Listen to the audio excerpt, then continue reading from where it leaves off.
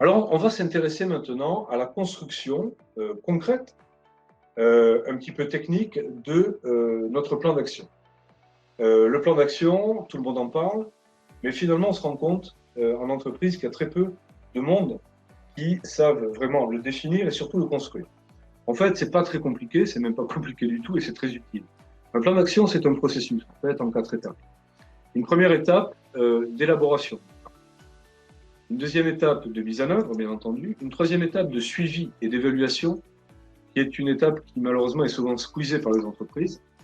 Et puis une quatrième étape qui est essentielle, qui est l'action ou la réaction. On verra comment. Il ne suffit pas de définir une trajectoire et des objectifs. Encore faut-il suivre, parce qu'on verra tout à l'heure, des indicateurs, qu'on reste bien sur la route qu'on s'est fixée. Et si jamais on fait une sortie de route, eh bien, il faut faire preuve d'agilité pour pouvoir prendre des mesures correctives en fait pour reprendre en fait la bonne trajectoire. Donc ces 4 étapes, on a souvent pour habitude d'utiliser ce schéma qui est plan, do, check et act. En fait, plan pour préparer, planifier, hein, vous retrouvez la première étape. Le do pour le faire, le réaliser, le mettre en œuvre. Le check, eh bien, pour le contrôler et le vérifier. Et enfin, l'acte pour agir, réagir et ajuster effectivement un certain nombre de variables. Un plan d'action, avant même de s'interroger, de savoir comment on le construit, il faut préalablement se poser cette question. C'est essentiel. Première question, c'est quoi? Ça veut dire quelle est la nature du plan d'action, ou plus exactement de l'activité ou des activités composant le plan d'action. Ça concerne quoi exactement? Qui? Alors le qui est essentiel. Un plan d'action, c'est bien, mais si on ne le confie pas dans l'entreprise à un responsable, à une responsabilité identifiée, eh bien ce plan d'action restera bien souvent un vœu pieux, voire un dossier dans un tiroir. Donc il est important d'associer toujours un plan d'action à une responsabilité. Le où, évidemment, il faut bien tracer le périmètre, quelque part géographique, physique, de ce plan d'action. Le quand, essentiel. On lance un plan d'action, oui, à telle date, avec un objectif d'arriver à une autre date future, et entre ces deux dates, début et fin, un certain nombre de dates intermédiaires qu'on appelle des jalons, et qui vont permettre de faire des points à chacun de ces jalons, pour savoir, encore une fois, si on est bien sur la trajectoire, ou si la réalité nous montre qu'on s'en écarte.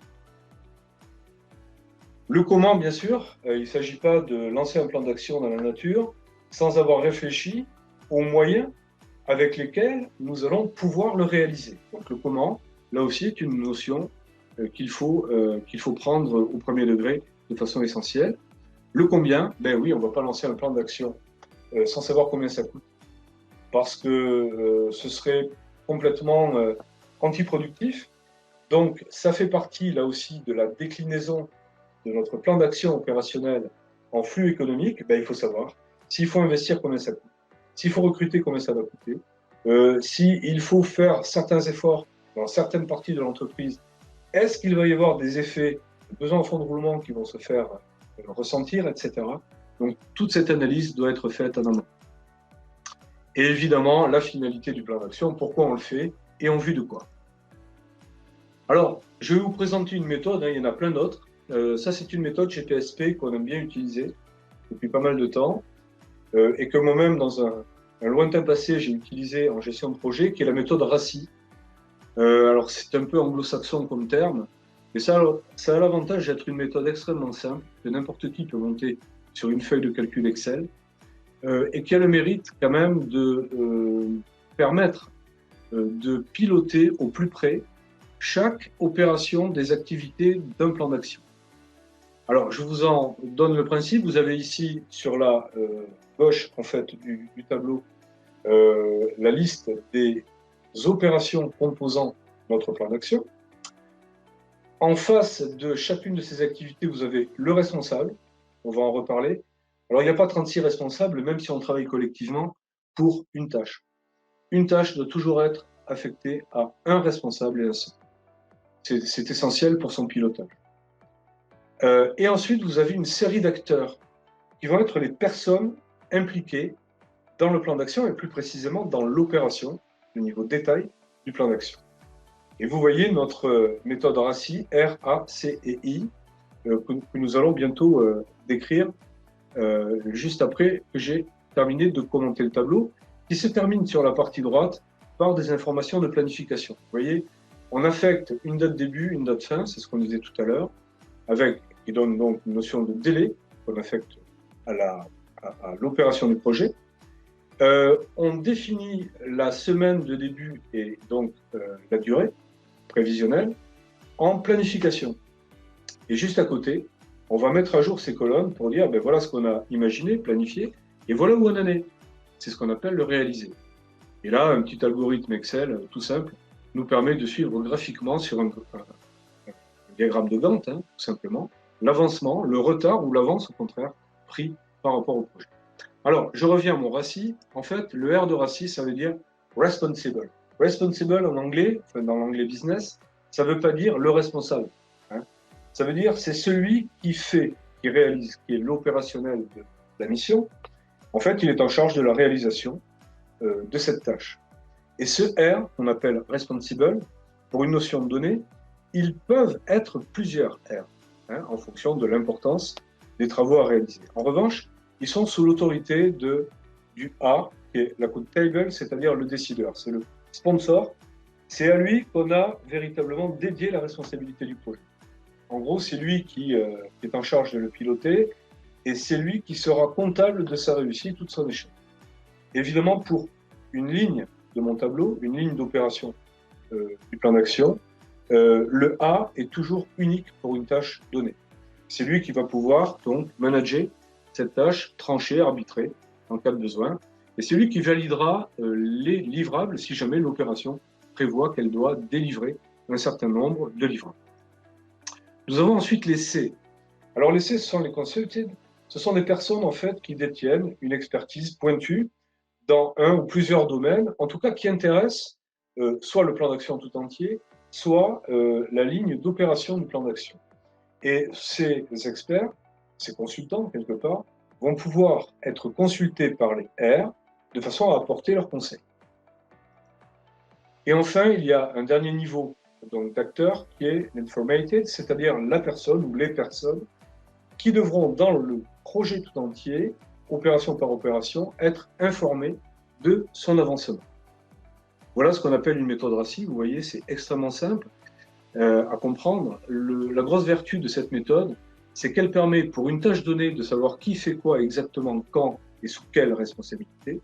Et si on renverse la matrice, si on l'inverse, eh bien pour une personne donnée, on connaît exactement l'ensemble des rôles qu'elle va pouvoir jouer sur le projet, tantôt en A, tantôt en R, et pourquoi pas tantôt en C et en E. Voilà ce qu'est la méthode RACI.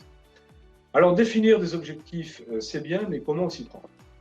Alors, deux niveaux d'objectifs. D'abord, dans un plan stratégique, il est important de définir des objectifs globaux, ceux qui vont nous permettre d'atteindre le cap à moyen long terme.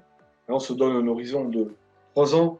Au-delà, c'est un peu plus compliqué, sauf dans certains secteurs d'activité qui peuvent faire et tirer des perspectives à 10 ans. C'est extrêmement rare. 3 ans, c'est déjà ambitieux. Donc, ces objectifs globaux, la démarche, elle est simple. On se fixe ce cap. Et ensuite, on va essayer de décliner ces objectifs globaux en objectifs détaillés et très opérationnels. Alors, je rappelle une nouvelle fois que le projet stratégique et le business plan sont indissociables. D'ailleurs, nous, chez PSP, on lui donne un nom à la réunion des deux, le projet stratégique et le business plan. C'est ce qu'on appelle un mémorandum d'information. Okay, c'est le terme qu'aime bien le monde financier. Quand on remet un info-mémo, eh bien, ils savent qu'à l'intérieur, ils ont le volet stratégique et le volet financier. Alors, pour être crédible, le projet doit être objectivé. Évidemment, un projet qui ne pose pas d'objectif est rejeté. Vous le comprenez, et ne sert quasiment à rien. D'abord, au niveau global, ce que je vous disais, objectif de cap, de performance de l'entreprise. À un niveau plus détaillé, des plans d'action. Et il est capital, au-delà des tableaux chiffrés, que les partenaires financiers soient convaincus de la faisabilité économique du projet. On aura l'occasion d'y revenir. C'est-à-dire de la capacité de l'entreprise à atteindre les objectifs qu'elle s'est fixés. Petite parenthèse, on en reparlera. Contrairement à il y a 10, 15, 20 ans, l'approche de l'investisseur, mais surtout des banques, par rapport à la demande de financement de l'entreprise, va beaucoup moins résider dans l'analyse de sa structure financière. Évidemment, il ne faut pas qu'elle ait des fonds propres négatifs, parce que ça va poser des problèmes, bien que. Mais avant, le banquier, avant de prêter, vérifiait où en était, en termes de gearing, l'entreprise, c'est-à-dire le rapport entre ses fonds propres et ses dettes. Aujourd'hui, ce qui l'intéresse surtout, c'est sa liquidité, c'est-à-dire sa capacité à générer sur l'horizon du business plan de 3 ans un cash flow suffisant pour être certain qu'elle sera à même de rembourser les échéances de ce que éventuellement il va lui payer. Donc ça, c'est très important à retenir dans, on y reviendra jeudi et vendredi, dans la façon dont on a à présenter les dossiers à la banque et aux financeurs en général.